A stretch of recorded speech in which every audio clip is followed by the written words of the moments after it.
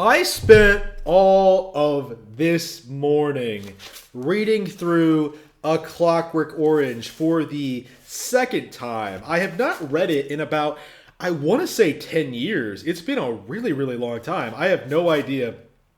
Probably a little bit less than that. 8 or 9, more likely. 7, 8, 9, something along there.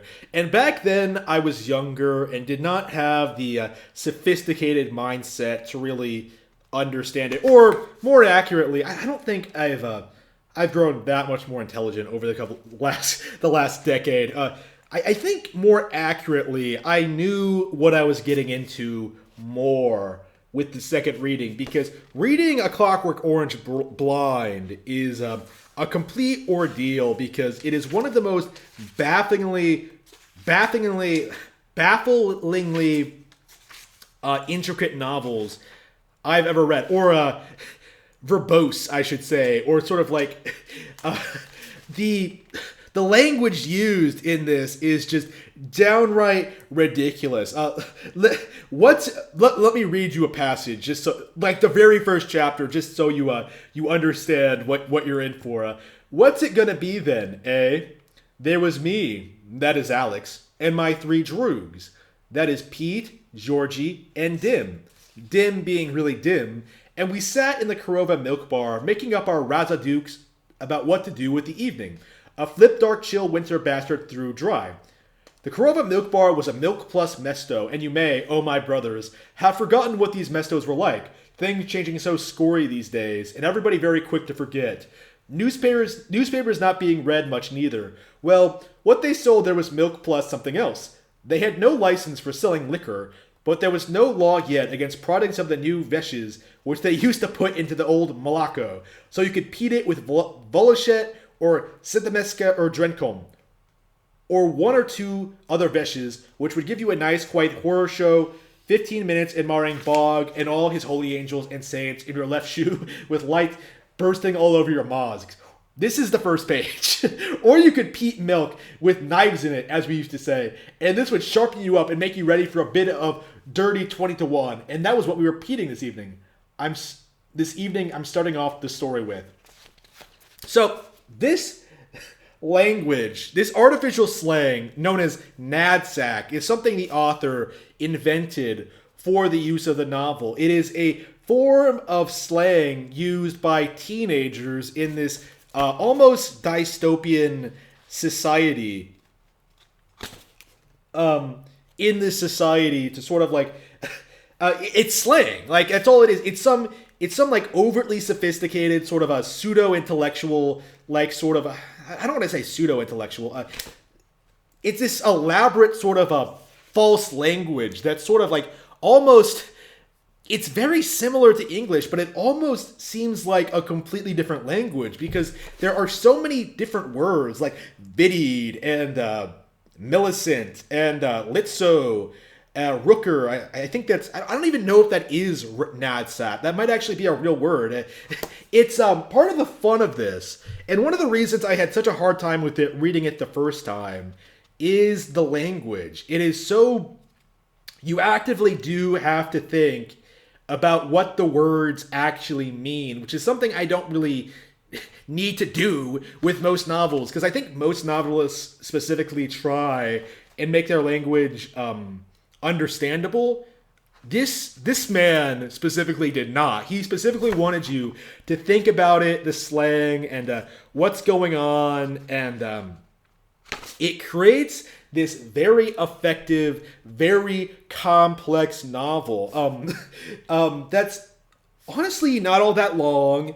It even seems kind of simplistic when you get right down to it, but it is so effective and so powerful. And as an adult, specifically one that posts on 4chan, I have a newfound respect for it. I think it might actually be one of my favorites now, because it's kind of bizarre. This was written in 1962, but I'm not sure if anybody else has ever brought this up, but it feels like this sort of predicts anonymous culture to a certain extent, where you sort of have these boys going out doing terrible things for the sake of doing terrible things, for fun, for enjoyment, for sort of like because they get a thrill out of it.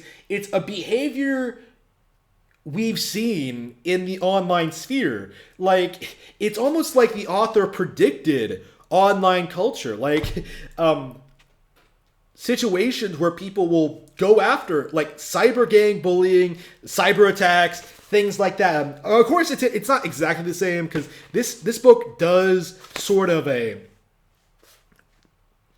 take place in real life. It's not like on the internet. I don't even think the internet is mentioned at all in this. It's not predicted, but the human behavior is something that makes it a fascinating read. One of the most powerful lines that I think sum up the entire book. Let me see if I can find it. I put it on Twitter. Hang on, because I was so moved by this. A man who shit, damn. I don't want to misquote it, so let me see. I posted it on Twitter. Let me check my my Twitter account.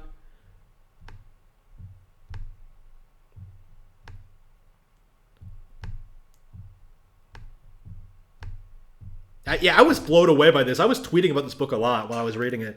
A